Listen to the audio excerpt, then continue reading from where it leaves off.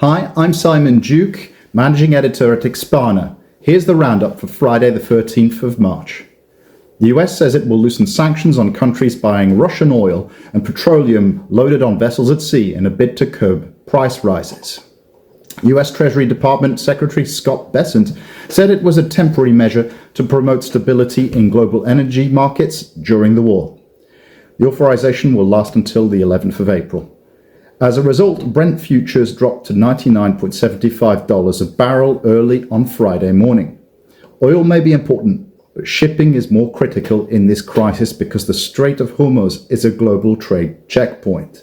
Disrupting shipping affects energy, food, fertilizers, and manufactured goods simultaneously, making the economic impact broader and potentially more severe than an oil shock alone.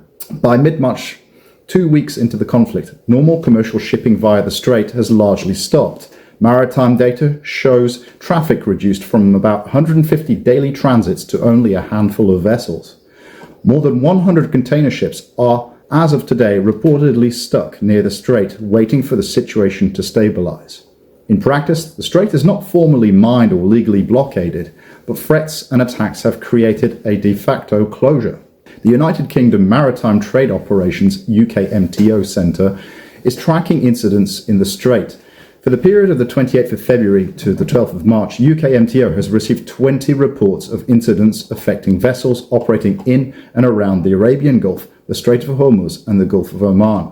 Iran's UN ambassador Amir Saeed Eravani said that Tehran was not going to close the Strait of Hormuz, but the ambassador added that it was Iran's right to preserve the security of the key shipping route.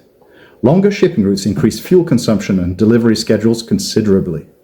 Insurance costs escalate due to elevated security threats and vessel vulnerability. Port congestion and warehousing costs contribute to additional expenses.